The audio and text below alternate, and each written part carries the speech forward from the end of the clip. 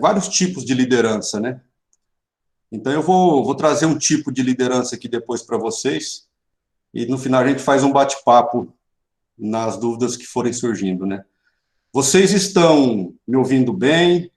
Estão conseguindo visualizar o material que eu disponibilizei aí, um slide? Estão conseguindo ver ou não? Que tá ok. Tá ok. Perfeito, então. Então, eu montei uma apresentação para a gente ir demonstrando, até visualmente, algumas informações que a gente vai discutir, né? Vou fazer uma rápida apresentação minha. Eu sou o Wesley, vocês me conhecem, né? Alguns me conhecem aqui em Paranaíba como Ricardo. Eu sou o único professor da UFMS que é aqui de Paranaíba. Eu sou formado pela própria UFMS, campus de Três Lagoas, formei em 2004. Em 2006, eu trabalhava na GPEM aqui em Paranaíba, fiz uma pós-graduação aqui na FIPAR, em administração penitenciária. Após isso, eu fui trabalhar como administrador na Unesp, em Jaboticabal, e aí eu fui para Bauru, fiz mestrado em engenharia de produção lá na Unesp, né? Aí, em 2011, eu vim aqui para Paranaíba como docente, comecei a ministrar aulas aqui, fazer pesquisa, né? E surgiu a oportunidade de fazer um doutorado em administração. Então, fiz doutorado, terminei em 2014, se eu não me engano, na Uninove, em São Paulo, e esse ano eu terminei o pós-doutorado em administração na FEA USP de Ribeirão Preto.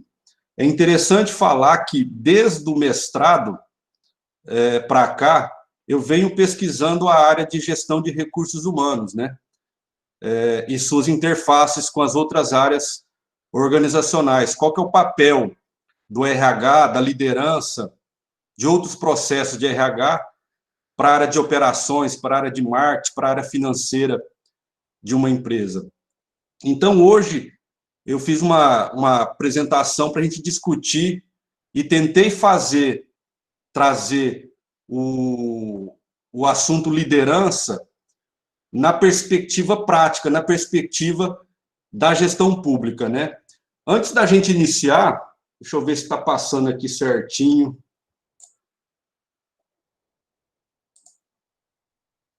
Antes da gente iniciar propriamente sobre os conceitos de liderança, eu gostaria de falar um pouquinho desse filósofo, do Epiteto. Ele é da época de Cristo, ele nasceu no ano 50 e faleceu no ano 135. Ele era um escravo, era pobre, mas mesmo assim ele se tornou filósofo, né? E no livro dele tem uma frase que é muito interessante: ninguém é livre se não for dono de si mesmo. Por que eu fiz questão de resgatar essa frase? Porque dificilmente uma pessoa vai exercer um papel de liderança se ela não for, vamos dizer assim, líder da própria história. Se ela não resolver tomar a decisão para fazer a sua própria história, né? E ele tem uma passagem no livro dele que diz o seguinte: eu estou olhando para o lado aqui, que eu estou com duas telas de computador, meus slides estão de um lado e eu estou vendo vocês na outra tela aqui. Então, às vezes, eu vou olhar para o lado para ver o slide, tá? Ele traz dois tipos de vida. Uma vida que vai depender de nós, uma vida que nós vamos estar no controle, uma vida que nós corremos atrás, que nós buscamos desenvolver atitudes e comportamentos em prol do nosso objetivo. E, ao mesmo tempo, ou melhor, em contrapartida disso, ele diz que tem pessoas que preferem uma vida que não decide, tem pessoas que são passivas, tem pessoas, eu gosto de usar as músicas do Skank e do Zeca Pagodinho, né? A música do Skank: vou deixar a vida me levar, para onde ela quiser, seguir uma direção de uma estrela qualquer. A música do Zeca Pagodinho, deixa a vida me levar, vida leva eu.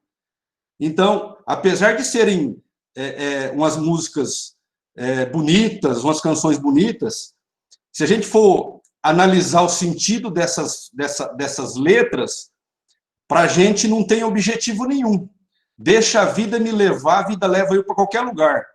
Então, é uma frase, um ditado muito comum na administração, que diz o seguinte: se eu não sei para onde eu vou, qualquer lugar serve.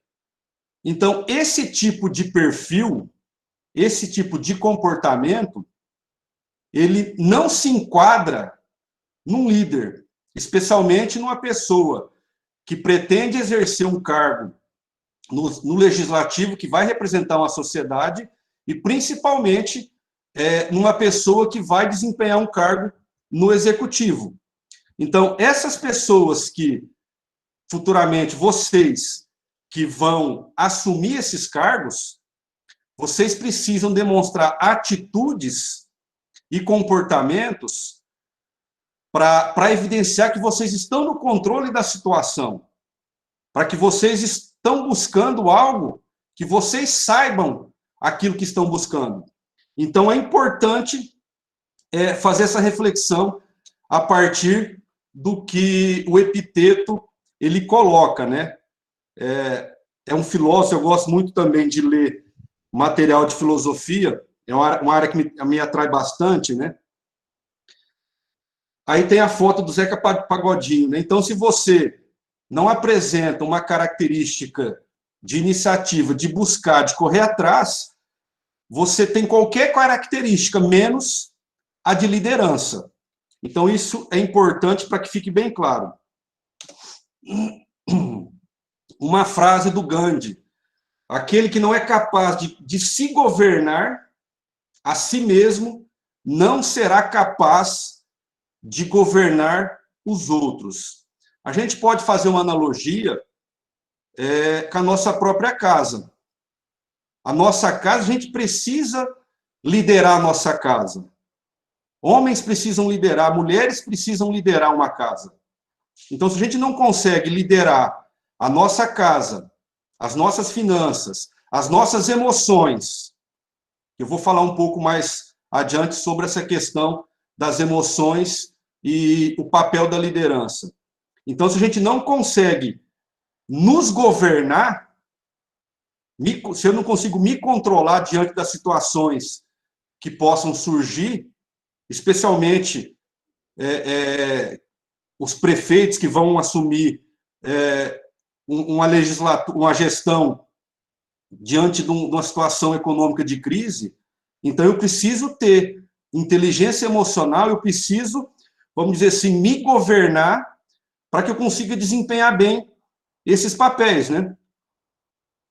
Outra frase que é bem interessante do Steve Jobs, quem já leu alguns dos livros, um dos livros do Steve Jobs, ele tem umas frases bem marcantes, né? Os que são loucos o suficiente para pensarem que podem mudar o mundo são os que fazem.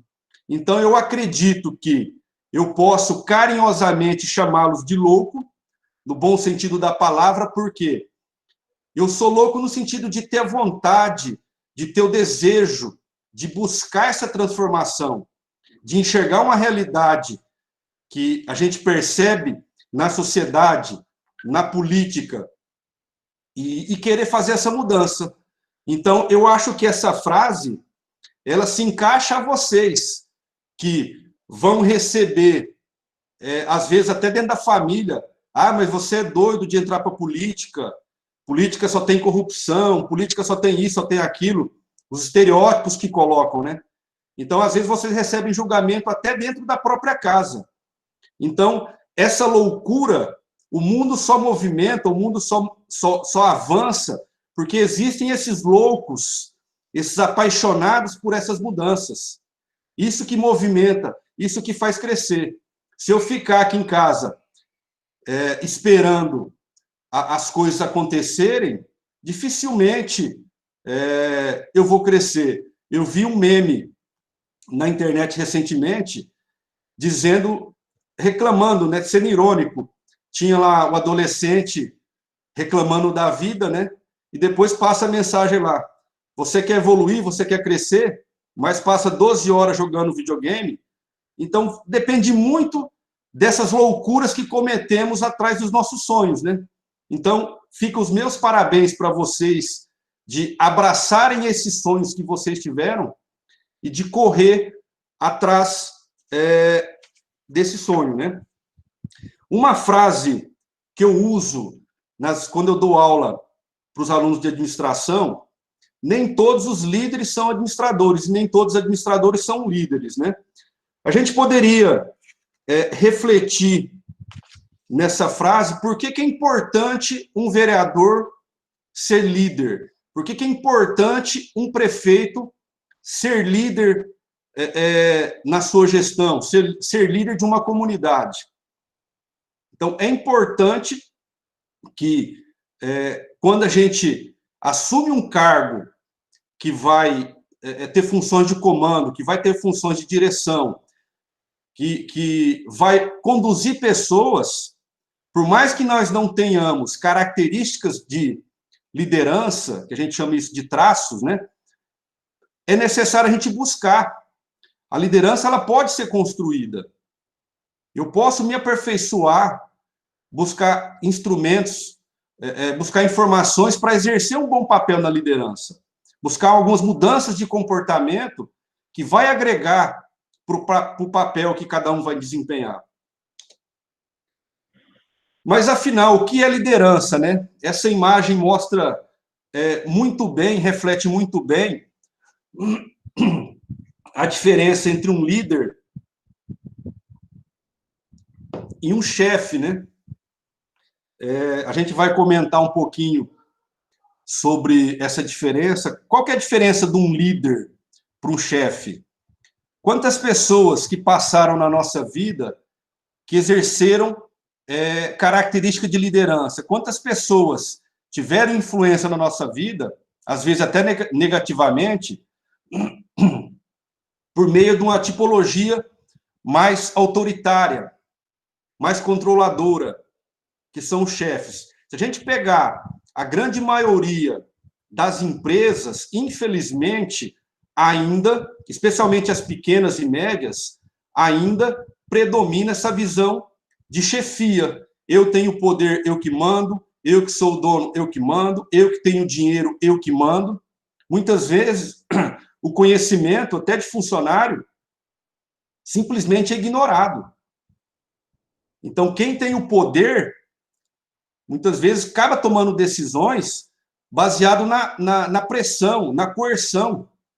Então, nós vamos trazer para vocês aqui a diferença da chefia, de como é efetivamente as características de uma liderança que movimenta as pessoas, que mobiliza as pessoas, que, de certa forma, consegue com que as pessoas se engajem em torno de objetivos. Nessa questão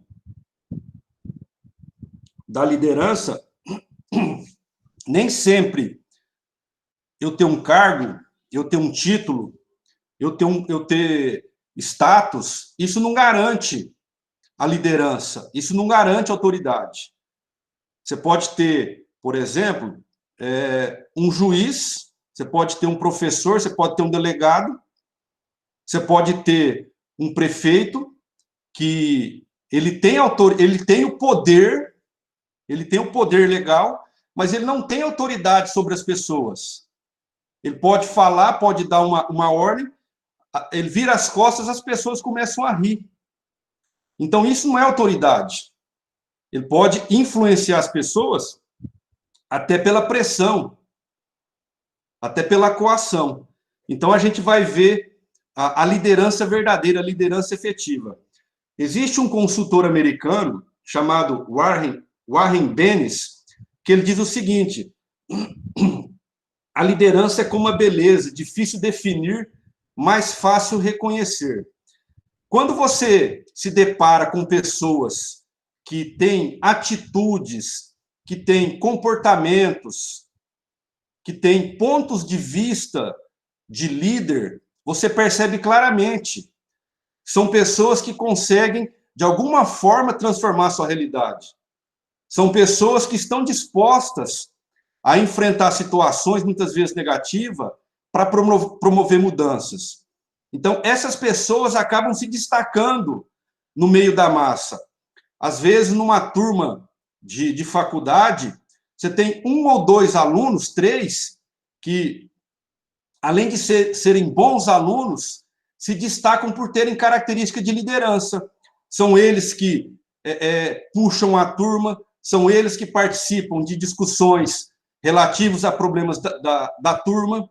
Então, essas pessoas tendem a ter uma chance maior de obter um êxito na vida, né? Muitos definem a liderança pelas características pessoais, pressupondo que a liderança é natural e exclusiva. Algumas pessoas, elas dizem que o dom nasce. Tem pessoas que nascem com dom para liderança, tem pessoas que nascem com dom para cantar, tem pessoas que nascem com dom para jogar futebol. Isso é fato. Mas, em relação à liderança, os traços, as características pessoais, efetivamente, elas não garantem que uma pessoa vai ter sucesso com a liderança. Eu posso ter um conjunto de determinadas características, ser comunicativo, saber trabalhar em equipe, ser resiliente, mas, de repente, se eu não utilizar de uma forma proativa, se eu não ter comportamentos, se eu não tomar a decisão que realmente eu vou ser líder, essas características não servem para nada. Então, não há garantias que determinadas características, determinados traços garantem a eficácia da liderança, né? Então, a gente acredita que a liderança ela pode ser construída. Uma pessoa tímida, ela pode se tornar um líder e fazer diferença no seu meio. Isso é possível. Isso é possível ser trabalhado. Então, a liderança ela pode ser construída. Então, a gente perguntou atrás, né? O que é liderança? Existe uma série de conceitos de autores que falam e trazem essa definição do que é liderança. Eu peguei um conceito, de certa maneira, simples, mas que representa muita coisa relacionada à liderança.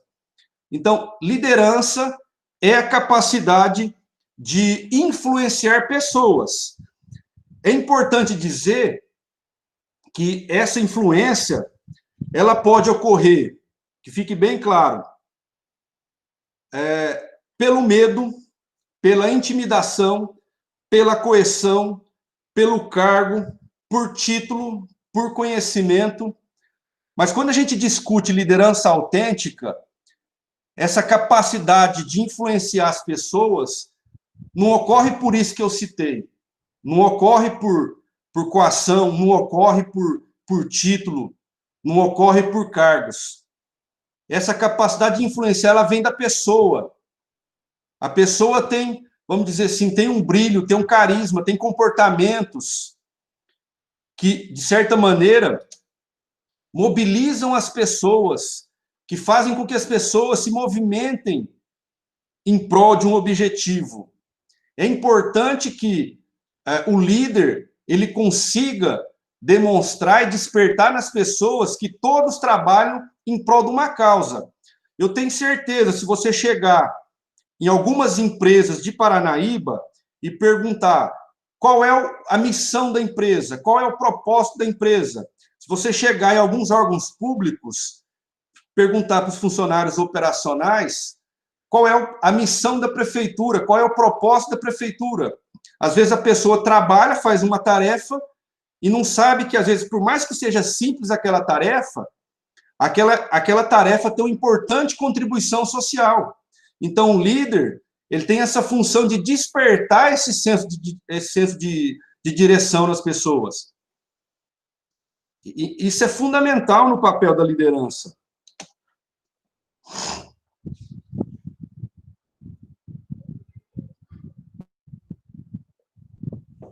Eu fiz questão de trazer essa imagem, né?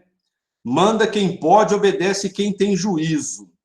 Aí mostra nessa foto um coronel sendo coagindo um eleitor a votar, né? E a gente escuta essas histórias aqui em Paranaíba, história de coronelismo, histórias de pessoas, de servidores públicos que foram transferidos por ex-prefeitos. Então, isso eu não sei se é mito, se é fato.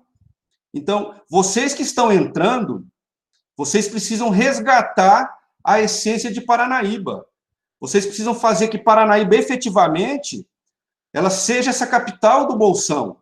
Então, quem vai puxar esse, vamos dizer assim, esse reajustar de rumo é o líder, vai ser o futuro prefeito, vai ser os futuros vereadores. Então, vocês que precisam buscar despertar esse desejo na população de fazer uma Paranaíba que cresça, uma Paranaíba que se desenvolva, uma cidade que tem 2 universidades públicas, que nem Ribeirão Preto tem, nem Rio Preto tem, uma federal e uma estadual. Precisa ter uma cultura de conhecimento.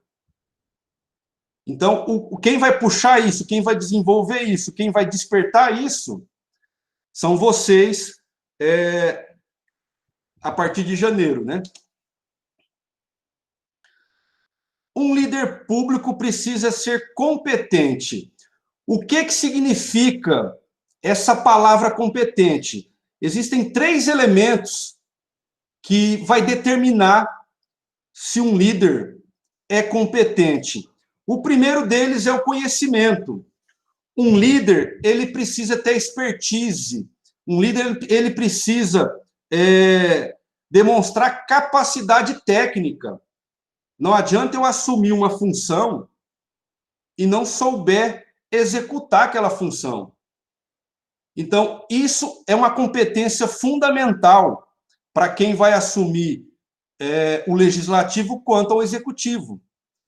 Estão entrando numa função nova, num cargo novo, e precisam buscar conhecimento, como vocês estão fazendo agora, né? Outra característica que faz parte da competência de um líder são as habilidades, que no sentido de colocar o conhecimento em prática. Isso só vai acontecer por meio vamos dizer assim, da aplicação, do desenvolvimento desse conhecimento numa atividade prática, ou seja, de um treinamento, vamos dizer assim. Então, quanto mais vocês estiverem buscando, desenvolvendo, se relacionando com os instrumentos, com os processos, com a legislação pública, mais vocês estarão se aprimorando naquilo que vocês vão desempenhar no ano que vem. E tem também o outro componente da competência da liderança, são as atitudes, né? Que talvez seja o principal de um líder, que é o desejo, que é a vontade de fazer as coisas acontecer. Existe um dado, tá aí para vocês, que evidencia que talvez o mais importante competência de um líder é a atitude, ou seja, os seus comportamentos, o desejo de fazer, o desejo de buscar. Eu posso ter conhecimento e não conseguir aplicar esse conhecimento. Então, vocês já começaram muito bem, já estão colocando o nome de vocês em avaliação, aliás, vão colocar, já demonstraram uma atitude positiva de fazer a diferença, de sair da mesmice, no sentido de estarem colocando o nome para avaliação, Então, isso é muito positivo.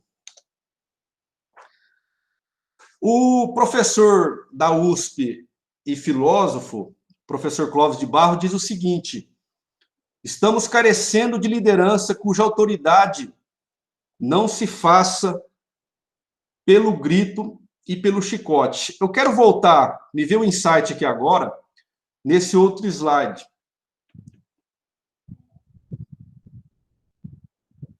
Vou dar um exemplo para vocês, alguns contatos que a gente teve com os empresários aqui em Paranaíba,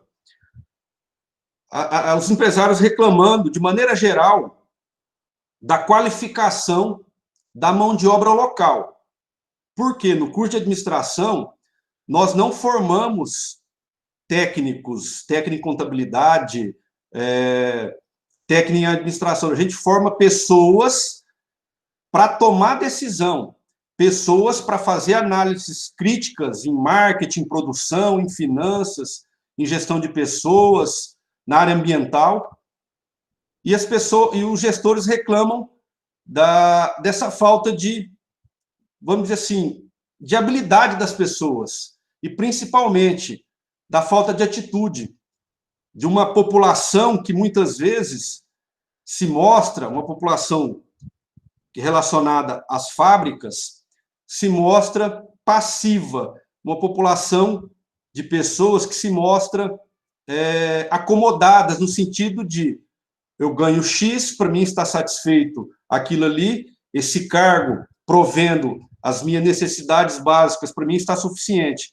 Então, não busca o crescimento na empresa, não busca uma evolução. Então, fica uma dica para vocês, para a gente, de alguma forma, tentar mobilizar a sociedade para transformar essas pessoas na vontade de ter o desejo de mudar, de transformar Paranaíba, de ter uma cidade mais arrumada, mais planejada, mais organizada. Se a população não se mobilizar, se vocês não ajudarem a população a se mobilizar, vocês vão estar trabalhando muitas vezes, ou às vezes, de forma isolada, né? Então, esse não é o caminho. Por exemplo, só para fechar esse assunto, na questão ambiental, por mais que vocês futuramente estabeleçam políticas públicas ambientais, se não tiver uma mudança de atitude da população, se não tiver uma conscientização, as políticas ambientais não serão efetivas. Então, o papel público, a gestão pública também tem essa função de gerar mudanças, vamos dizer assim, mentais na população, mudar conceitos da gente sair de uma cidade que tem, vamos dizer assim, um viés rural, que isso é uma característica de Paranaíba, no sentido das pessoas serem simples, que isso é muito bom, mas, ao mesmo tempo, precisam se colocar que é uma cidade universitária. Então, vocês podem também ajudar nesse processo. Então, o professor Clóvis de Barros, ele diz o seguinte: estamos carecendo de liderança cuja autoridade não se faça pelo grito e nem pelo chicote. É uma frase muito forte, mas líderes autênticos, pessoas que vão buscar puxar pessoas, que vão lutar com pessoas, pessoas que vão mobilizar pessoas, a sociedade está carente. Vide as eleições, né? Qualquer pessoa, você pegou a questão do Bolsonaro, né? Não tínhamos uma pessoa de destaque, vamos dizer assim, na época do Collor. O Collor se destacava pela pessoa. Nessa última eleição, foram ideologias, não foi a pessoa em si. Então, é uma situação para a gente refletir, né? Então, quando a gente fala de liderança pelo grito e pelo chicote, normalmente são pessoas que estão dentro de um cargo ou dentro de uma ocupação, de uma função, que podem forçar ou coagir, em razão da sua posição, uma pessoa a fazer algo em prol daquilo que ela estava buscando. Então, eu sou prefeito, um exemplo, eu tenho o poder de fazer com que um funcionário faça A ou B que eu estou pedindo. Mas, mesmo assim, isso não me dá autoridade. O que a gente tem que buscar desenvolver é a autoridade. A gente está cheio de exemplos de lideranças negativas. Está aí 2 exemplos, um histórico e um que está, de uma certa maneira, negativa, fazendo história também, de líderes com autoritarismo, que fazem as coisas acontecerem a qualquer custo. Então, não é essa liderança que a gente busca, não é essa liderança que a gente quer. A gente quer uma liderança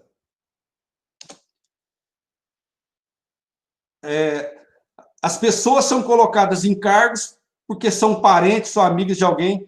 Mesmo assim,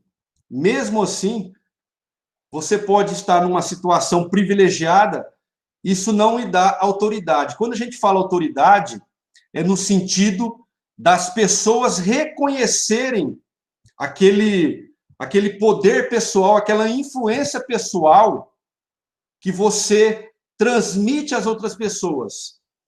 Eu poderia citar aqui políticos que, se eu falar o nome nacional,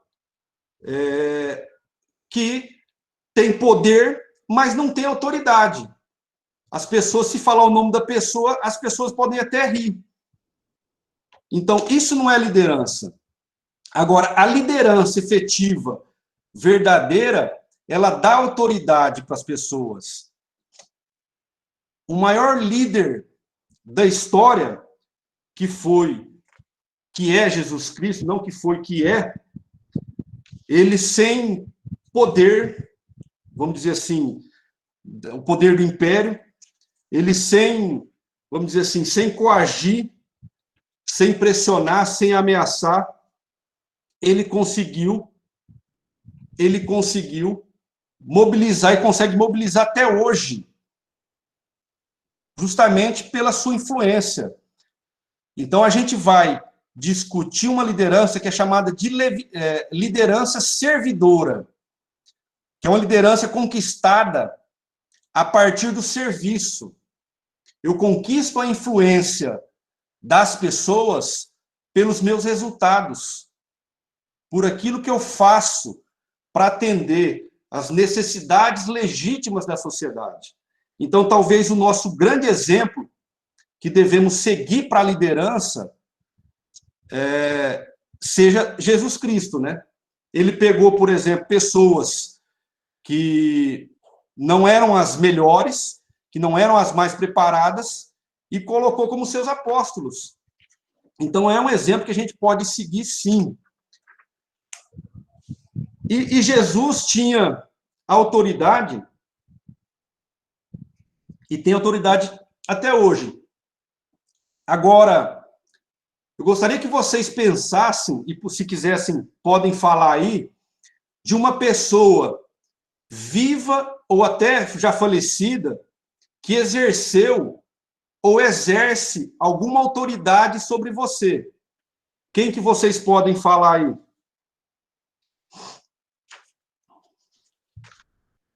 Nossos pais.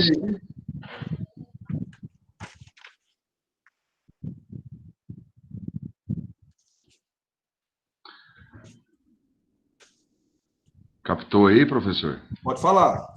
Nossos pais, por exemplo. Exato. Às vezes, os pais, só de olhar para a gente, já exercem uma autoridade. A mãe, às vezes, só de olhar, como dizia minha afinada avó, de rabo de zóio, ela já consegue influenciar algumas decisões, as nossas decisões. Então, eu poderia citar aqui ex-patrões meus que exerceram uma autoridade sobre mim, não porque eram patrões, mas porque eram pessoas que tinham um propósito em comum, eram pessoas que faziam que outras pessoas brilhassem o olho. eu tenho professores que, onde eu vejo eles na rua, até hoje, eu fico até, vamos dizer assim, emocionado quando eu vejo esses professores, porque são pessoas que me inspiraram, que de alguma forma despertou em mim o desejo de buscar aquilo que eu queria. Então, quando o líder tem essa autoridade, ele consegue fazer, tem um exemplo de um livro que eu gosto de dizer, ele consegue fazer com que pessoas andem até em brasas em nome do líder. Eu faço coisas que o líder, muitas vezes, ele não precisa nem pedir. Só dele dar um sinal, eu já consigo me mobilizar, porque tanto é a comunhão entre o líder e o liderado, né? Então, esse é o desafio que nós precisamos buscar, a liderança servidora. Uma frase de Aristóteles diz o seguinte: um líder só merecerá aplausos e exercerá de forma legítima uma liderança se conseguir proporcionar a todos que se relacionam com ele uma vida plena, uma vida feliz. Então, esse conceito, para vocês que vão exercer uma função pública, é plenamente compatível, né? E isso é da liderança servidora. Eu, para mim, conseguir influenciar as pessoas, eu preciso servir, eu preciso mostrar serviço, eu preciso conquistar as pessoas, não, vamos dizer assim, pela ordem, não pelo cargo, mas eu preciso mobilizar as pessoas porque eu tenho uma causa e essa causa não é para mim, essa causa é para o bem comum. Aí a gente apresenta aqui algumas características de pessoas com a liderança servidora, né? O que é a questão de propósito? Hoje se fala muito que nós temos uma geração um pouco perdida, uma geração que não sabe o que quer do futuro. Nós, ou vocês, como líderes de uma comunidade, vocês precisam despertar esse norte para as pessoas. Vocês precisam, se não tem, construir um instrumento que vai dar esse norte para as pessoas. Por exemplo, o que será de Paranaíba daqui 30 anos? Qual é a perspectiva que nós temos para o futuro de Paranaíba? Então, isso precisa ser construído. Outra característica da liderança servidora é a questão do amor às pessoas. E quando a gente fala em amor, o amor não é sentimento. O amor não é, eu amo as pessoas. Não é isso. O amor é atitude. O amor é atos. Eu preciso amar as pessoas com quem eu vou conviver. Eu preciso amar as pessoas com quem eu tenho conflito. Eu preciso amar as pessoas porque eu preciso delas. Não tenho como eu viver numa pessoa e querer matar meu inimigo. Não tenho como eu viver numa sociedade, melhor dizendo, e querer matar meu inimigo. Querer excluir, o cara é desse partido, eu vou excluir, o cara é do outro partido, eu vou excluir, o cara tem essa ideologia, eu vou excluir. Nós vivemos numa sociedade extremamente radicalizada. Se você é do partido A, é contra o partido B. Se você é homossexual, é contra isso. O hétero é contra o homossexual. Isso não existe, nós somos humanos. Ao mesmo tempo que nós vivemos numa sociedade com pessoas diferentes, nós somos iguais. Ninguém é melhor do que ninguém. Não é porque eu vou estar como prefeito, eu vou estar como vereador, que eu preciso me posicionar como uma pessoa melhor. Não é porque eu estou como professor, que eu tenho títulos, que eu vou me posicionar como uma pessoa melhor, arrogante. Então, não é isso. Então, eu preciso, como gestor público, valorizar as pessoas, reconhecer, confiar, delegar. Tem gestores que sofrem porque não conseguem delegar tarefa. Eu não sei se é porque não confiam nas pessoas ou se é por insegurança, que tem medo das pessoas tomarem os seus lugares, né? Mais uma característica da liderança servidora é a paixão para fazer essa diferença, que é justamente esse desejo, essa gana de fazer a mudança, essa gana de transformar, esse sonho de ver as coisas melhores. Isso precisa ter. Quem vai assumir em 2021, tanto no legislativo quanto no executivo, precisa ter esse senso, né? A liderança servidora, o líder, ele se sacrifica pela sua equipe. Eu tenho um exemplo que está nos acompanhando, a professora Andréia, que é a nossa líder aqui na UFMS. Quantas vezes ela se sacrifica para ver o melhor para a UFMS, não é o melhor para ela, é o melhor para a UFMS, é o melhor para todo mundo.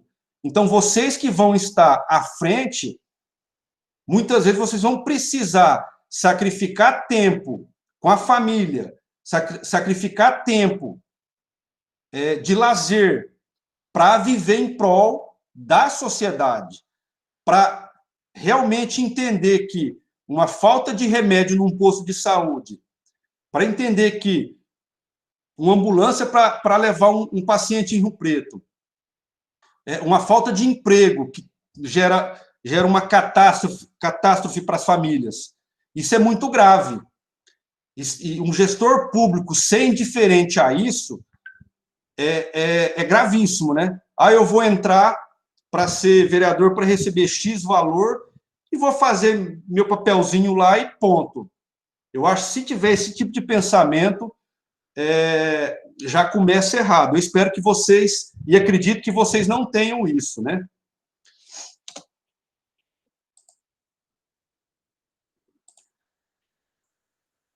Outra característica é a questão da inteligência emocional. Se fala-se muito em inteligência emocional, a gente vai falar um pouquinho mais profundo sobre inteligência emocional. Um líder que não tem capacidade de entender as outras pessoas, de se colocar no lugar das outras pessoas, de entender as suas próprias emoções, de não reagir impulsivamente, ele não é líder. Então, o líder servidor, ele precisa desenvolver essa inteligência emocional. Quem exerce a função de liderança, ele está apto a resolver problemas. Quem exerce a função de liderança ama problemas, porque líder é feito para resolver problemas. Se não tivesse problemas, a equipe, o grupo funcionava sem a necessidade da liderança. Então, o líder, ele não pode se desesperar diante dos problemas. Surge uma pandemia, o primeiro que tem que aparecer, botar a cara, é o prefeito. Então, necessita ter essa sensibilidade para exercer esse papel de liderança, né? Até que travou aqui. A questão da humildade. Um líder, ele não é um super-herói, ele não é o super-homem, ele não é a Mulher Maravilha. Somos humanos, falhamos, temos limitações, não sabemos tudo. Então, o líder precisa entender que tem problemas que ele não vai resolver sozinho, que tem problemas que exige conhecimento técnico, exige parcerias. Então, essas são algumas características da liderança servidora, né? A questão da visão sistêmica. O que é uma visão sistêmica que o líder precisa ter? Eu sou gestor, eu não sou técnico. Agora, eu preciso conhecer o funcionamento de todos os processos que estão ocorrendo na prefeitura ou na Câmara Municipal. Eu preciso saber o que se passa nas políticas públicas ambientais, eu preciso saber o que se passa na Secretaria de Obras, eu preciso saber o que se passa na parte financeira da prefeitura, eu preciso saber o que se passa na parte de gestão de pessoas da prefeitura. Então, o líder precisa ter essa visão global. E ele precisa ter uma equipe que auxilie ele na compreensão de todos esses processos, né? Então, essas são algumas características da liderança servidora. Talvez a grande dificuldade da liderança servidora é justamente o que a gente chama de soft skills, ou de habilidades comportamentais.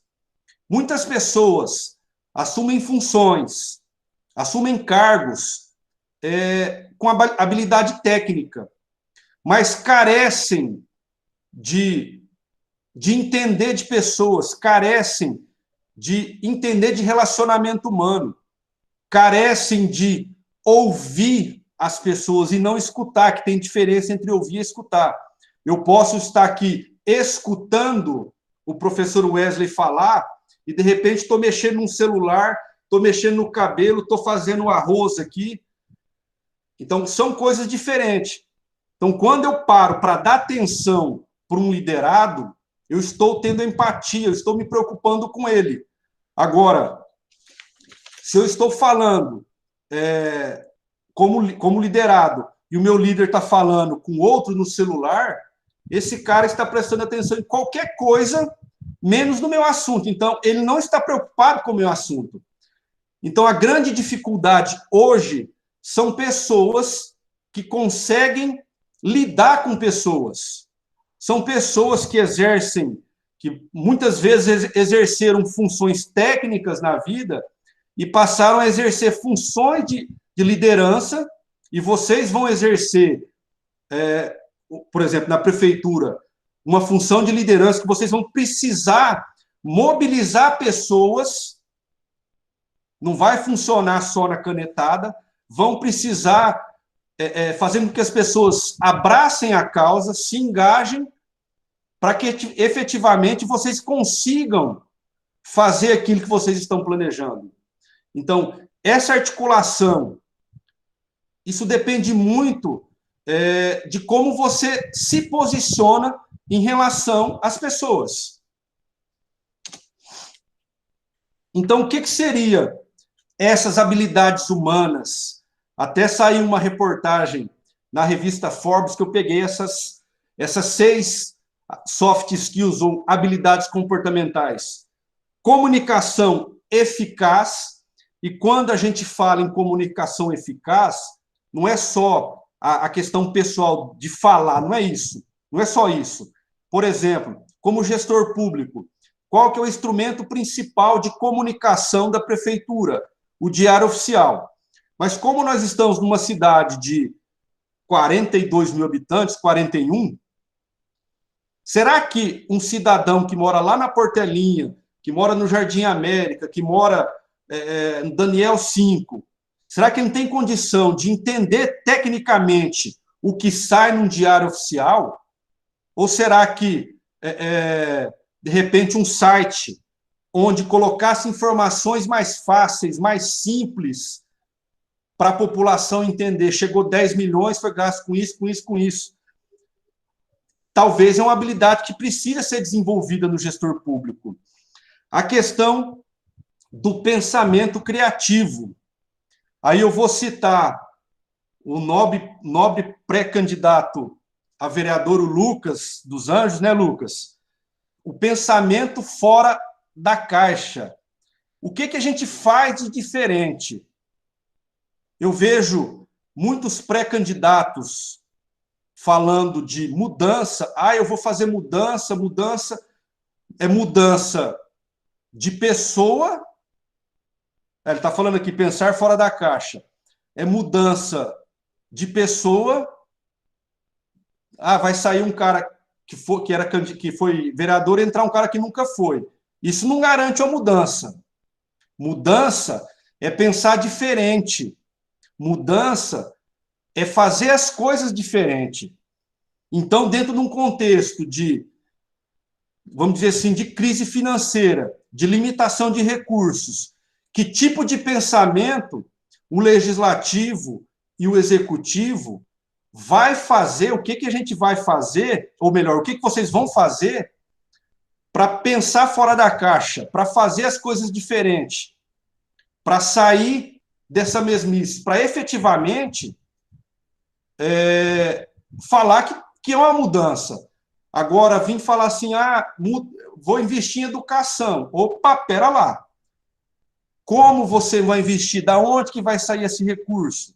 Então, isso precisa ser pensado. De que maneira vai melhorar a saúde? De que maneira vai melhorar a educação? De que maneira vai melhorar a acessibilidade em Paranaíba? São coisas que, muitas vezes, não é o dinheiro que resolve.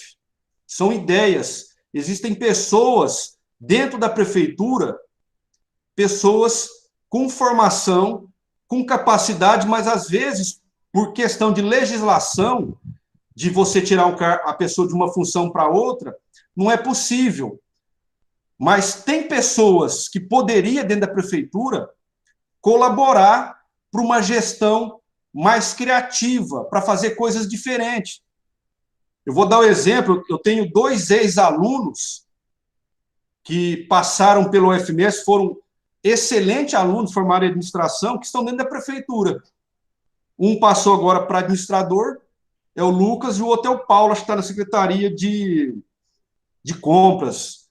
Então, são pessoas que, se tiver uma oportunidade, eles vão contribuir e vão fazer diferente. E eu não tenho dúvida que tem uma série de funcionários públicos dentro da prefeitura que têm condições de auxiliar nessa nova gestão pública. Outra característica das habilidades comportamentais de um líder é a resiliência. Se fala-se muito em resiliência, né? O que é resiliência? Tecnicamente, é uma palavra que vem da física, que é no sentido de capacidade de suportar uma pressão. Ou seja, eu tenho resiliência, pode vir o meu chefe, entre aspas, e falar um monte de coisa na minha cabeça, aquela situação que uma pessoa externa não vai me afetar. Vocês, como servidores, funcionários públicos, assim podemos dizer, vocês vão ter que ter resiliência para, muitas vezes, escutar uma rádio, uma comunidade, um representante de bairro, reclamando de situações que você sabe que está ruim, que precisa melhorar, mas que, no momento, você não tem os instrumentos, talvez nem dinheiro, vamos dizer assim, a prefeitura tem para fazer aquela obra. Então, precisa ter resiliência. Isso é uma prática, um comportamento importante. Empatia, talvez uma das mais importantes. Hoje se fala-se muito em empatia por conta dessa pandemia, mas se pratica pouco, né? O que é empatia? As pessoas, às vezes, vão dentro da igreja, saem da igreja, tem um andarilho ali na porta, é indiferente com o andarilho. Talvez um funcionário chegue atrasado numa situação, eu não sei o que se passa na vida do funcionário, eu já mando o cara embora. Então, são situações que eu preciso entender o que se passa na vida das pessoas.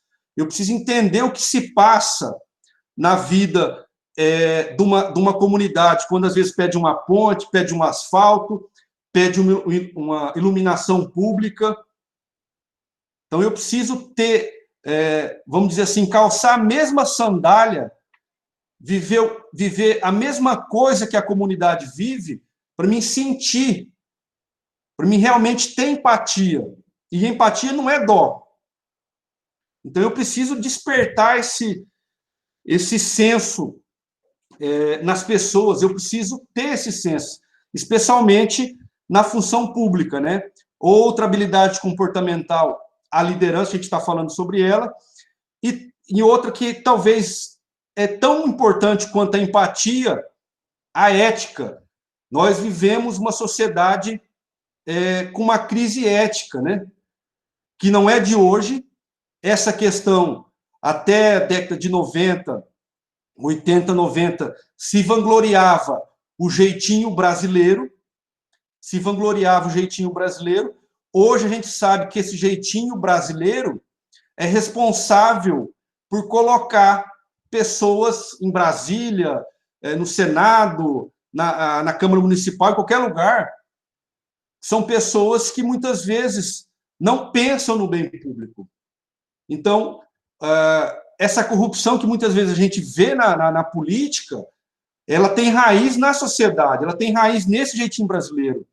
E eu costumo dizer que a questão da ética, você ter ética na frente das câmeras, ética na frente de todo mundo é fácil. Eu quero ver ter ética no escuro, quando ninguém está vendo o que está acontecendo. Nos bastidores, né? Então, esse é um desafio. E ética a gente não ensina. Ou a pessoa tem, ou a pessoa não tem. E a gente vai perceber essa questão da ética nos comportamentos. A pessoa pode agir equivocadamente? Pode. Ela pode errar. Ela pode corrigir um comportamento. Agora, a questão de saber que faz as coisas erradas e continuar fazendo errado para ter um benefício próprio, isso não é compatível com as boas práticas de política, né?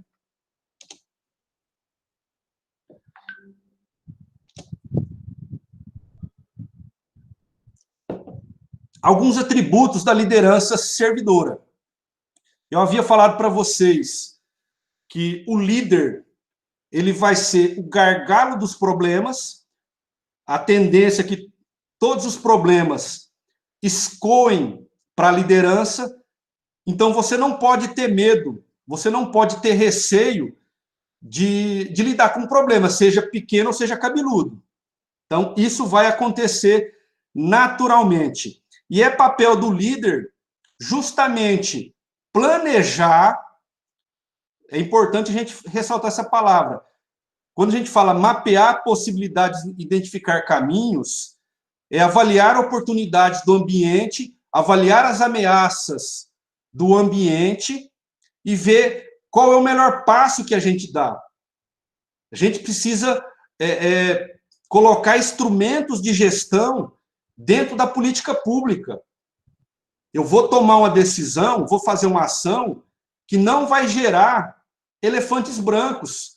A gente tem um posto de saúde onde desativou a quadra municipal, a gente tem ali, acho que é pombódromo, a sociedade já apelidou de pombódromo, que são obras que não atenderam às necessidades da população. Não quero discutir de quem que era, se foi errado, se foi certo, está ali.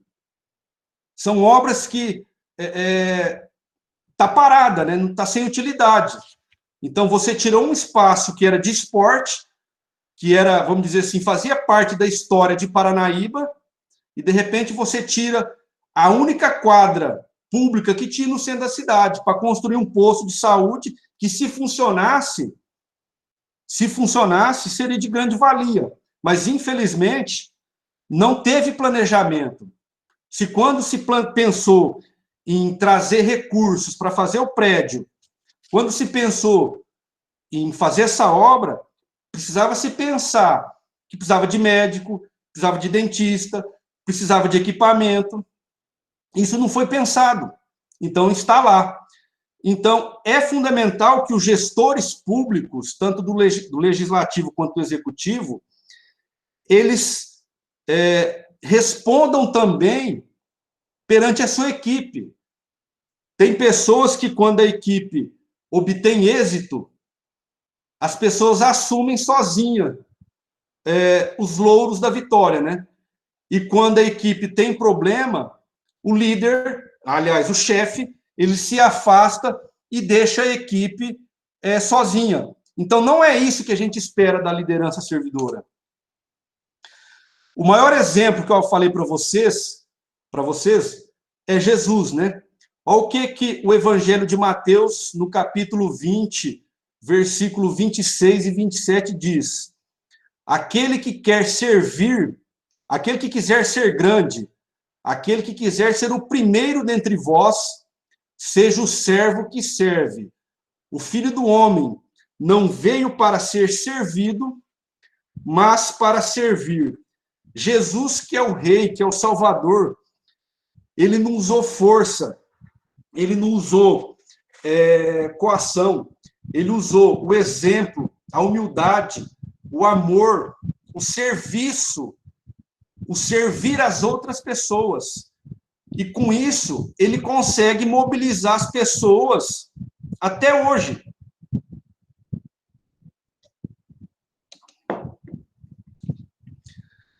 E um atributo essencial para você conseguir mobilizar as pessoas e para ter essa liderança servidora é a confiança. Se as pessoas não confiarem em você, dificilmente você vai ter um poder de influência sobre elas. Dificilmente você vai conseguir fazer com que elas façam aquilo que você está planejando. Então, é fundamental, é necessário que os seus comportamentos, as suas atitudes, as suas palavras despertem nas pessoas confiança. Aí a gente faz a reflexão. Será que meu nome colocado hoje como pré-candidato, será que gera credibilidade perante a sociedade? Será que as pessoas confiam em mim para liderá-las, para conduzi-las? Existem algumas técnicas que eu vou passar para vocês de como construir como gerar essa confiança nas pessoas, né? A primeira delas é a questão de manter-se aberto. Aberto no sentido de comunicação, no sentido de ter transparência nas decisões, ter transparência na comunicação, ter transparência na informação, de que maneira a decisão foi tomada, quais as consequências disso. Aquele grupo de servidores foi comunicado, aquela comunidade foi comunicado que vai ter que cortar a rua lá, ficar uma semana com a rua aberta para fazer esgoto.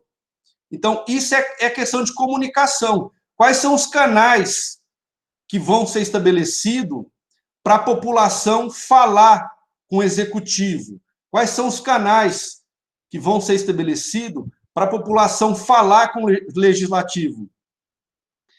Na questão, outra característica para construir confiança é a partir das suas relações com as pessoas. As pessoas percebem que você é justo quando você toma uma decisão, você dá crédito para as pessoas quando elas merecem. Quem convive conosco vai nos dizer se nós somos justos ou não nos tratamentos em relação às pessoas. A forma como a gente lida com as pessoas. Então, isso é uma característica importante. Se você não é justo nas situações, nas relações, precisa rever os seus conceitos, né? A questão de expor os sentimentos. Antigamente, eu fui criado numa geração que dizia o seguinte: homem não chora. Se o homem chorar, o homem é viado, é gay, é isso e aquilo. O que tem a ver a questão do homem chorar, um homem expressar seus sentimentos? Será que um prefeito, um professor, um diretor, um executivo de uma empresa não pode chegar e falar assim: não, eu cheguei nos meus limites, eu não consigo, eu preciso de ajuda? Então, nós precisamos expor os nossos sentimentos, as nossas verdades, claro, a gente não pode expor isso abertamente, mas para quem a gente confia, para a nossa equipe, para quem a gente tem essas relações. Por exemplo, eu vou citar aqui, com a professora Andréia, eu tenho uma proximidade muito grande com a professora Andréia, porque ela é minha líder, eu estou na coordenação do curso, então a gente consegue, muitas vezes, compartilhar sentimentos, pensamentos, angústias, anseios. Então, isso gera confiança. Essa exposição de sentimentos mostra que você é um ser de carne e osso, você é um ser verdadeiro, um ser que, ao mesmo tempo que tem expectativas, tem sonhos, tem desejos, mas também tem medos, tem angústias, tem necessidades. Outra característica para a construção de confiança da liderança é a questão de ser verdadeiro, de ser íntegro, de sempre buscar a verdade das coisas, de sempre buscar nas relações, construir relações verdadeiras, não somente relações baseadas em interesses, né? O líder servidor, ele precisa também demonstrar consistência de comportamento. Eu não posso subir num palanque e falar que eu sou isso, que eu vou fazer aquilo, e depois, sabendo que não tem recurso, sabendo que não tem capacidade técnica, ou que eu não sou aquilo, ser diferente. Então, eu tenho que ser aquilo que eu sou de verdade. Eu não posso, na minha casa, na minha empresa, tratar bem as pessoas e chegar em casa, tratar mal minha família, ou vice-versa. Eu preciso ter uma consistência de comportamento. Eu vou na igreja, comungo, sou um santo, vou no culto, sou um santo, e chega, vamos dizer assim, na sociedade, eu sou uma pessoa que não tem caráter, que não tem ética, que não tem respeito às pessoas. Então, isso não é concebível para um líder, especialmente para um líder servidor. A liderança servidora, quando você promete algo, você precisa concretizar aquilo prometido. Não dá para deixar as palavras ao vento. Se você diz na sua campanha que vai fazer isso, é fundamental para você construir essa confiança, concretizar as suas promessas, né? E também é extremamente importante que o líder servidor tenha capacidade técnica para exercer um cargo tanto no legislativo quanto no executivo. No legislativo, a pessoa vai ter que ter habilidade para escrever, para interpretar texto, vai ter que ter habilidade de interpretar leis. Isso precisa ser um senso forte, porque, claro, vão ter técnicos, vai ter equipe assessora, né? Precisa se comunicar, precisa, entre aspas, dar cara a tapa e se posicionar muitas vezes em temas polêmicos, porque é fácil, quando o bicho pega para o lado do prefeito, o vereador se esconder atrás de um grupo, né? Porque é um grupo de vereadores, né?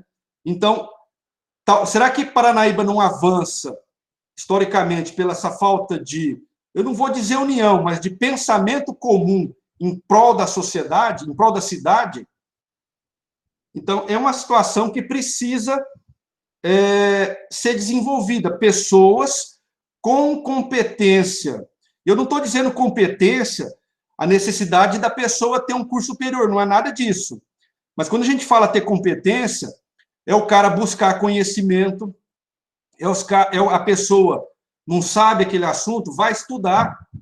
Você pega o YouTube, está cheio de conteúdo sobre gestão pública, sobre direito, sobre administração, para que ela consiga aplicar esse conhecimento no trabalho dela. E ela precisa ter essa vontade de buscar, não esperar passivamente que a sociedade vai mudar, Paranaíba vai mudar. Mas se vocês não se engajarem e puxarem essa mudança, nós vamos continuar, infelizmente, nessa história de Paranaíba não avança, né? Eu morei em Três Lagoas, lá em Três Lagoas se fala Costa Leste, e não se fala mais capital do Bolsão. Será que Paranaíba, ela sozinha está nesse bolsão? Uma cidade que é mãe de Três Lagoas, de Costa Rica, de Aparecida Taboado, é uma cidade que gerou toda essa região, e, ao mesmo tempo, as outras cidades estão avançando, e Paranaíba, de alguma maneira, poderia estar em uma situação melhor em termos de representação política, em termos de economia, em termos de sociedade. Será por que isso não aconteceu? Por que Paranaíba, de alguma maneira, os passos para o avanço é mais lento?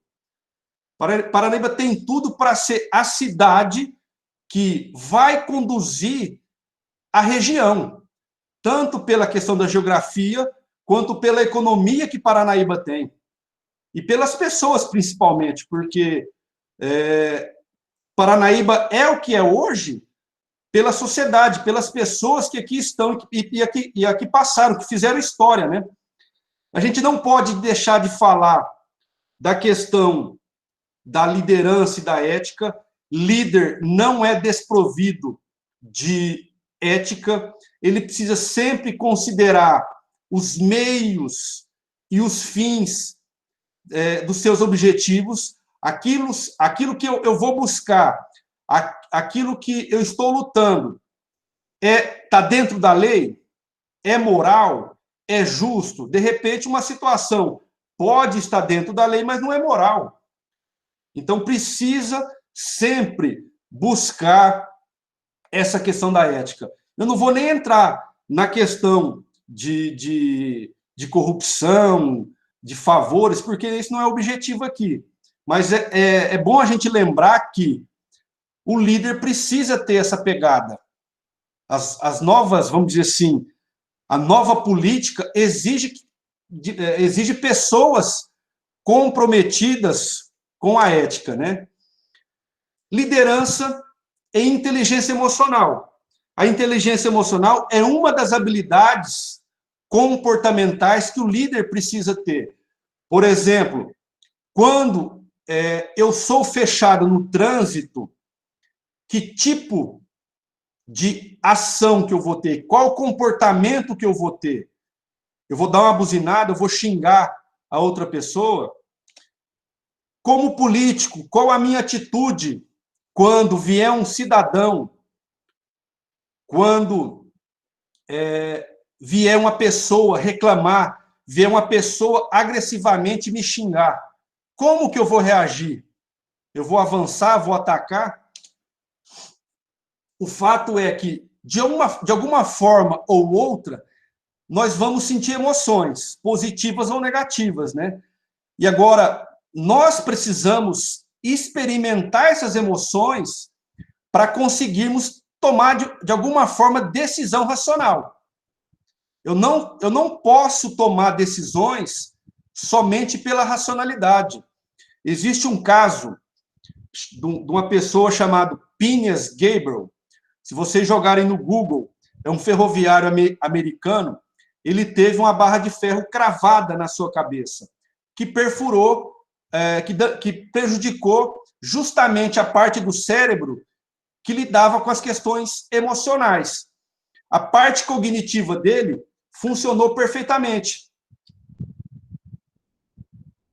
Entretanto, todas as suas decisões estritamente racionais, tanto na empresa quanto na família, a qualidade dessas decisões ficaram prejudicadas. Então, nós precisamos sentir essas emoções, porque nós dependemos delas para ter empatia, nós dependemos dela para tomar uma decisão com coerência. Agora, falar assim, eu sou durão, eu não vou sentir emoção. Então, você está morto. Se você não sente emoções, se você não tem situações que, de alguma forma, te afetam, positivamente ou negativamente, você está morto. O grande desafio da inteligência emocional é justamente conseguir gerenciar essas emoções. Por que as pessoas estão mais violentas? Por que a internet está polarizada, com pessoas radicalizadas? Por que as pessoas cometem agressões? Por que homens cometem feminicídio? Por que às vezes, uma briga num bar termina em assassinato? Porque as pessoas não conseguem lidar com as suas emoções. Às vezes, uma situação gera um impulso que vai gerar uma reação. E essa reação, muitas vezes, quando vem de forma desequilibrada, os resultados não são satisfatórios, né? Uma passagem no livro Arte da Guerra diz o seguinte: se conhecemos o inimigo e a nós mesmos, não precisamos temer o resultado de uma centena de combates. Se nos conhecemos, mas não ao inimigo, para cada vitória sofreremos uma derrota. Se não nos conhecemos, nem ao inimigo, sucumbiremos em todas as batalhas. O que eu quero dizer com isso? Eu preciso me conhecer, eu preciso saber quais são os meus pontos fortes, eu preciso saber quais são as minhas limitações, eu preciso entender que o ambiente me dá oportunidades, mas também o ambiente, de alguma forma, gera pressão. E como que eu vou lidar com essa situação? Eu preciso aprender a gerenciar as minhas emoções. Aí eu coloquei algumas características.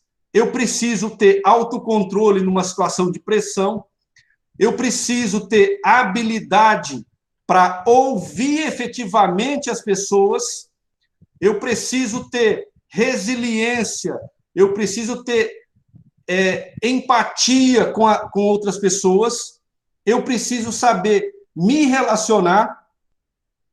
Então, são apenas algumas características que eu preciso desenvolver para ter inteligência emocional, para lidar com as pessoas, né? A gente está entrando na reta final da apresentação, então a gente viu a questão da liderança, da parte comportamental da liderança, que vai atuar dentro de um contexto. Qual que é o contexto atual nosso?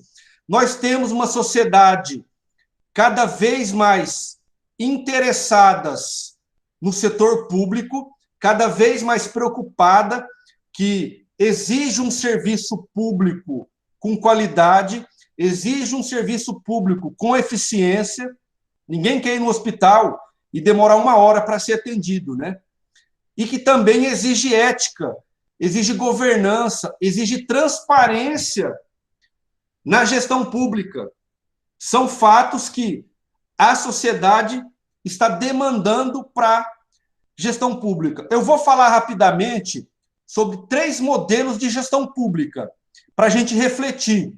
O primeiro modelo é a administração pública patrimonialista.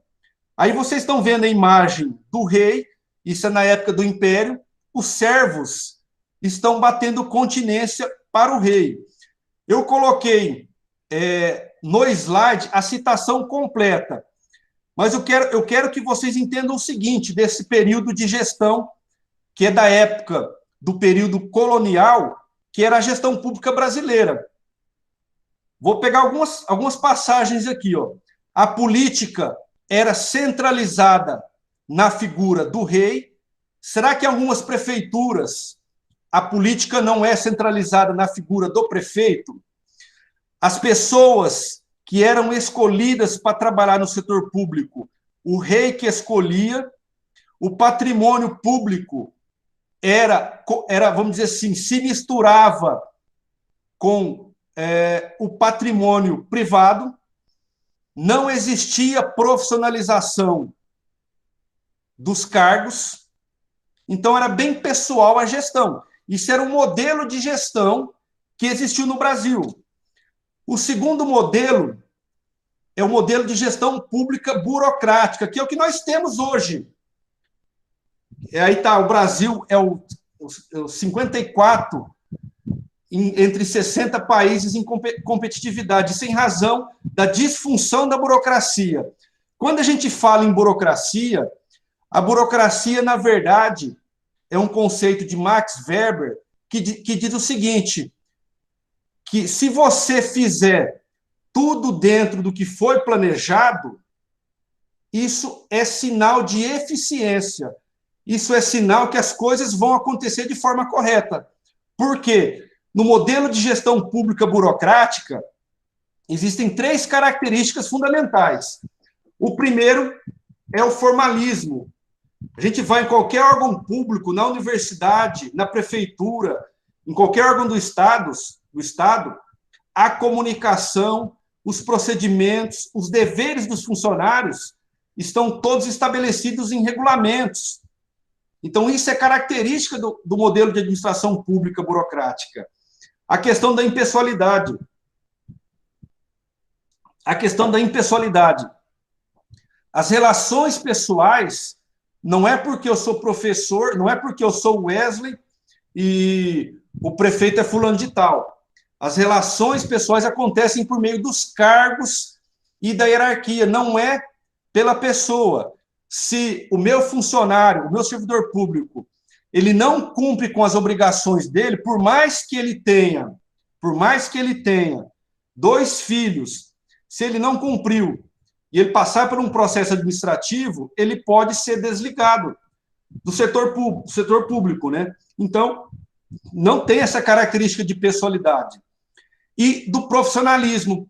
O acesso aos cargos se dá por critérios técnicos. Notem bem, é diferente do período patrimonialista. É diferente do modelo anterior, que quem escolhia era o rei. Então, nesse modelo, é por concurso público, as indicações deveriam ser por critérios técnicos. Então, esse é o modelo que nós temos, na qual vocês vão assumir o legislativo quanto o executivo. Que o grande problema da burocracia, que é justamente se apegar ao conceito e se apegar às regras, do que pensar no resultado. Vou dar um exemplo. Um policial militar em São Paulo, aconteceu um acidente, por questão de legislação, ele não pode tirar a pessoa do carro e colocar na viatura para socorrer. É de responsabilidade do SAMU. Então, por mais que a situação seja grave, por questão legal, ele não tem obrigação de atender aquela necessidade social. Chega na prefeitura para emitir um alvará. As regras, os procedimentos dizem, estou chutando aqui, que são 2 dias para 48 horas para liberar um alvará. Sabendo que existe um sistema, é só o servidor entrar nesse sistema, colocar o CPF da pessoa que gera o alvará. Isso poderia ser feito em 10 minutos, mas não. Eu preciso cumprir as regras. As regras dizem que em 48 horas. Então, esse apego às regras, esse apego ao excesso de normas, é que a gente chama de disfunção da burocracia. Por isso que, muitas vezes, o setor público não tem eficiência, não gera o resultado que era esperado, que a população esperava, né? Aí surge, na década de 90, um conceito chamado nova gestão pública, que o princípio desse modelo de gestão pública, que alguns órgãos públicos já utilizam, é buscar práticas do setor privado e adequá-las no setor público. Quando você fala em eficiência, eficácia, produtividade, clientes, qualidade total, resultados e parceria, isso são conceitos oriundos do setor privado. Então, você utiliza técnicas de administração profissional para que alcance melhores resultados e atenda às expectativas da sociedade. Então, esse é um modelo que já existem em algumas organizações públicas, já existe em alguns órgãos federais. E um detalhe, para que ele funcione, não é simplesmente dar uma canetada, colocar uma lei. É necessário uma mudança de cultura. É necessário que as pessoas pensem efetivamente em atender uma necessidade da sociedade. Não é simplesmente mudar uma legislação e achar que as coisas vão acontecer. Então, de forma rápida, algumas características da gestão, da nova gestão pública, né? Os resultados gerados no setor público, eles são evidenciados a partir da mensuração do desempenho ou da performance em todos os setores. Você tem indicadores de desempenho. Você tem na área de saúde, você tem na área de educação. É necessário se aprimorar desses indicadores. A comunicação é transparente com a sociedade. Estruturas mais enxutas e descentralizadas. De repente, uma decisão que pode ser tomada lá na farmácia da Secretaria de Saúde, ela não precisa vir até o prefeito, ela não precisa vir até o secretário, ela pode ser tomada lá. A questão de você ter uma gestão de secretarias de forma integrada, para que as ações não sejam,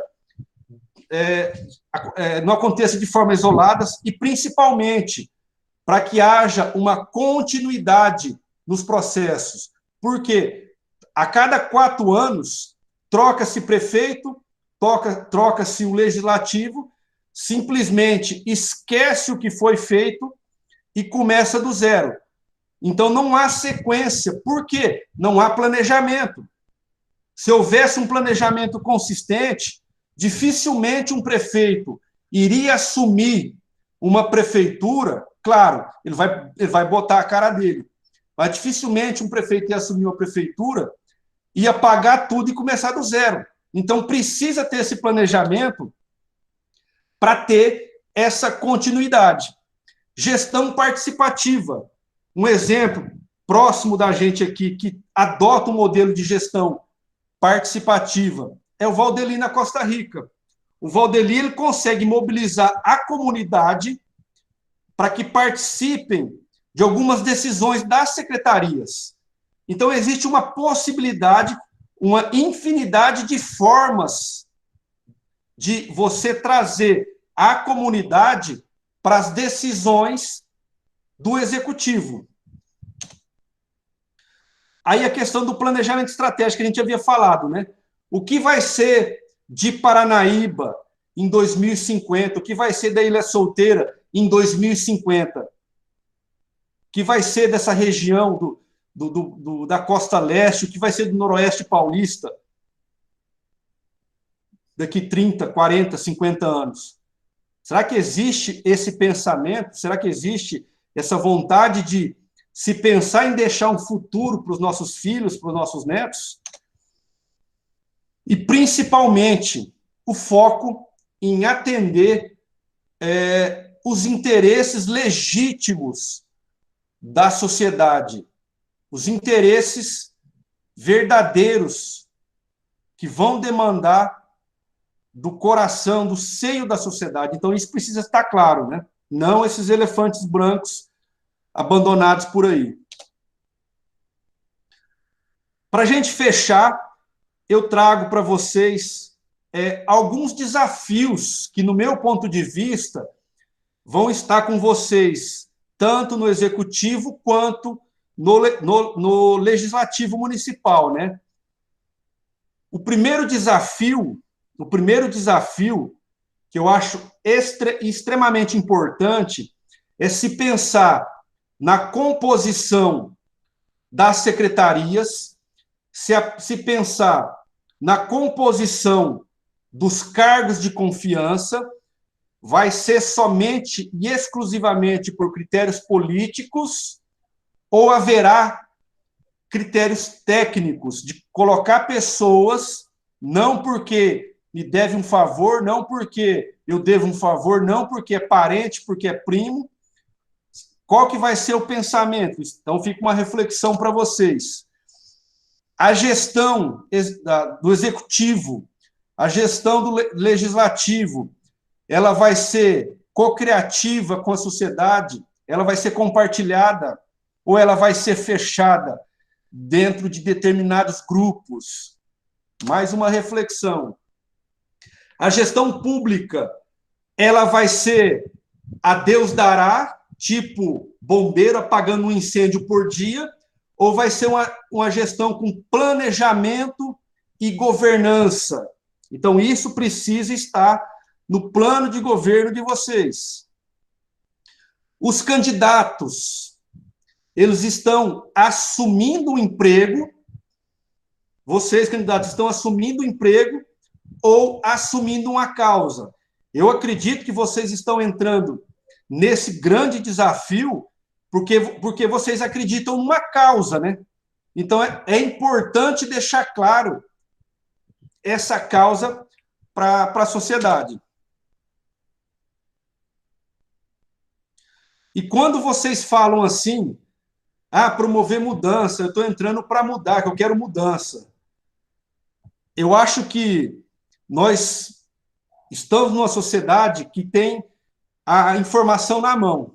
Jogou no aplicativo, no Google, lá no celular, ela busca tudo. Então, quando vocês forem fazer campanha, não falem só investir em educação, saúde, vou lutar por isso, por aquilo. A gente quer saber como. Um vereador falar que vai fazer tal coisa, será que isso é papel do vereador? Será que isso está no alcance do vereador?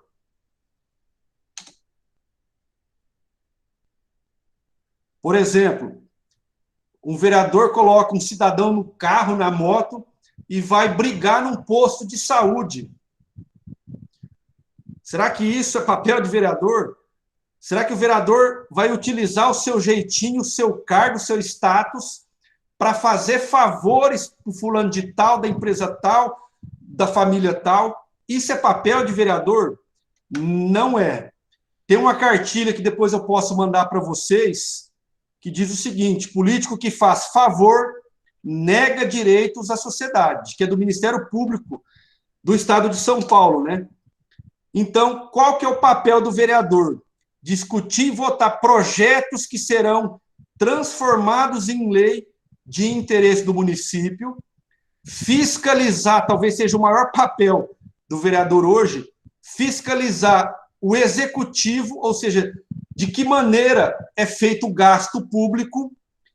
O vereador tem um papel de manter um elo com a comunidade, de ouvir os anseios, de atender as necessidades e levar isso para o executivo, porque quem faz alguma coisa em prol da sociedade é o executivo. O vereador só fiscaliza e vota projeto. Claro, a gente sabe que busca recurso, tem tudo isso. Mas o principal papel do vereador está aí. E, principalmente, avaliar o papel... fugiu aqui. Avaliar a questão do orçamento da cidade, né? Bom, foi um pouco longo, pessoal. Eu peço desculpa por ter sido uma apresentação longa. Agradeço vocês e me coloco à disposição para perguntas. Se vocês quiserem... Deixa eu tirar essa apresentação aqui para mim voltar a ver melhor vocês.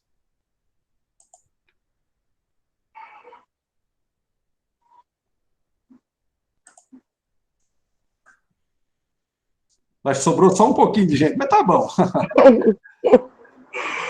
Foi muito bom, professor.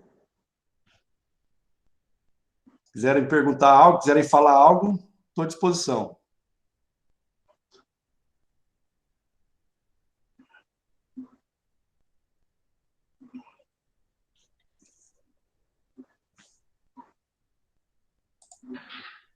Professor, está me ouvindo bem aí?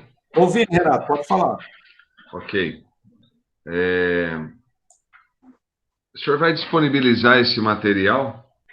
Acho que era interessante. Tem muita coisa boa aí nesse material que o senhor produziu. Se o senhor pudesse, gentilmente, enviar esse... Eu não sei se é um PowerPoint ou é um PDF que o senhor preparou. Não, eu posso enviar sim. Inclusive, eu estou gravando... Eu estou gravando a enviar aula. o arquivo aí para que a gente possa utilizar desses conceitos que o senhor sabiamente explanou nessa noite de hoje. Não, perfeito, depois eu mando. É o que a gente fala, Renato. A UFMS ela vai estar à disposição para ajudar a comunidade, né? Como sempre vem fazendo. E a gente sempre está com o nosso trabalho no ensino, na pesquisa e na extensão, a gente vem fazendo isso.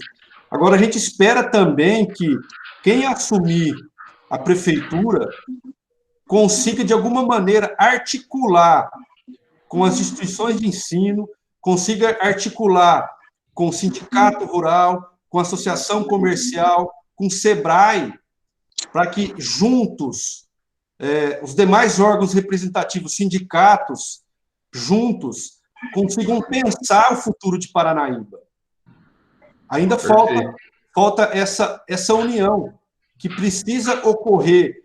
Passou política, eu acho que todos têm que fazer a política, todos têm que se engajar, independente de quem está lá, para fazer a mudança. Não adianta eu torcer contra o Lula, e o Lula é meu presidente, não adianta eu torcer contra o Bolsonaro, e o Bolsonaro é presidente, sabe? Posso não concordar com algumas políticas, sim, mas eu tenho que torcer para que o Brasil dê certo, eu tenho que torcer que Paranaíba dê certo. Então, do meu ponto de vista, falta um pouco desse desejo de mudança. Perfeito. Uma colocação perfeita. Essa é a intenção, né? A gente vê que a iniciativa aí da CEPAR, ela se preocupa com as políticas públicas e vocês, como gestores de um centro de produção de ciência, que é a Universidade Federal, em parceria com a Universidade Estadual, são os centros transformadores que trazem conceitos e técnicas de transformação.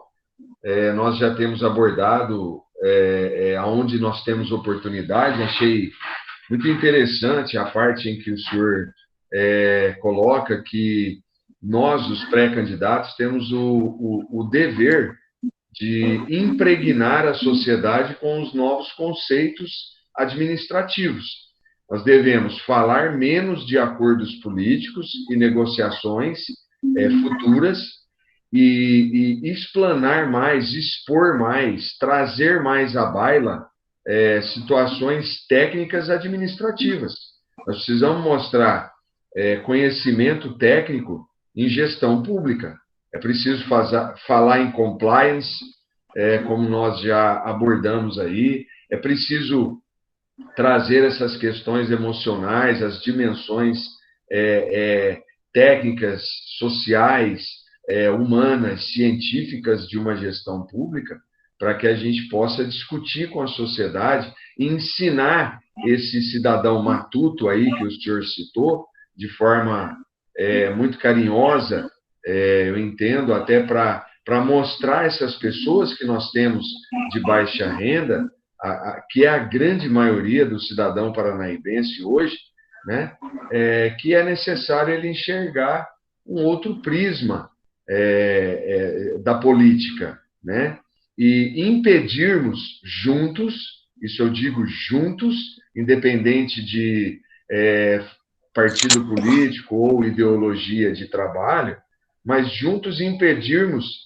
outra vez que o poder econômico faça a diferença, né? E que os favores, a aplicação de recursos extra-oficiais, principalmente, possam desequilibrar, mais uma vez, a eleição e a política e novamente, ceifar da nossa querida cidade o tão esperado desenvolvimento e ocupação do espaço que ela merece, né? Uma cidade histórica, como o senhor disse, com bom posicionamento geográfico e que merece uma posição de destaque. E a nossa gente está sofrendo muito, né?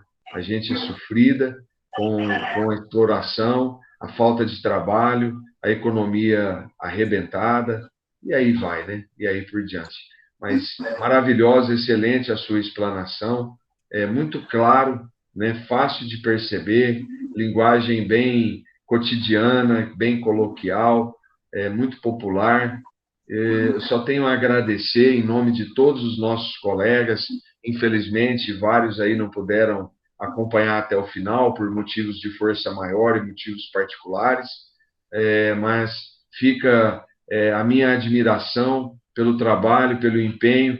Eu, como um operador do direito e um acadêmico que sou, sei quantas noites e horas o senhor levou preparando esse material, né? 1h30 de palestra não é fácil, tem que ter conteúdo, tem que ter muita técnica, e o senhor trouxe isso de forma muito clara, transparente, límpida, né? Eu quero agradecer, sei o quão o senhor foi incisivo na técnica e no conhecimento, tá bom? Muito obrigado, viu, professor? Agradeço de forma ímpar aí o empenho do senhor. Obrigado também aos nobres colegas aí, pré-candidatos, por nos ouvir e nos dar esse espaço para falar. Muito obrigado. Ok. Mais alguma pergunta? Então é isso, pessoal. Agradeço. E amanhã tem mais. Amanhã tem mais uma palestra do curso. Boa noite a todos. E fiquem com Boa noite. Boa noite, viu, professor? Boa noite. Boa noite, Juliana. Boa noite, Renato. Reginaldo, Cissa, Sueli, a todos, tá?